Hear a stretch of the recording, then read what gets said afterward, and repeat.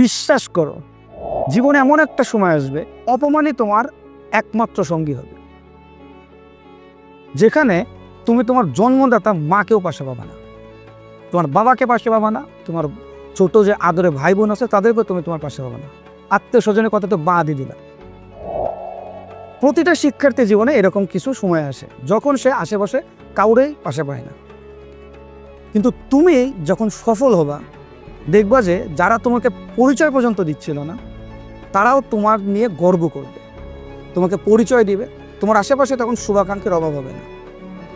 বিষয়টা হলো তোমার এই যে টাইমটাকে তোমাকে স্ট্রাগল করতে হয়েছে, কাউকে যখন তুমি পাশে পাও নাই, শুধু অপমান সহ্য করতে হয়েছে, তুমি নিজে কেমনভাবে গড়ে তোলো যেন এই অপমানের প্রতিশোধ তোমার সফলতা এসে নিতে পারে।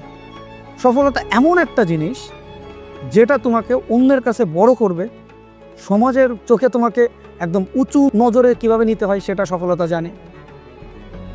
একই রকমভাবে তোমার অপমানের কীরকম প্রতিশোধ নিতে হয় এটাও সফলতা জানে। তো তুমি নিজেকে গড়ার জন্য কাজ করো, নিজের লাইফে ফোকাস দাও, সফল হও, দেখবো সফলতা এসে তোমার প্রতিটা অপমানের বদলা নেবে ইনশাল্লাহ।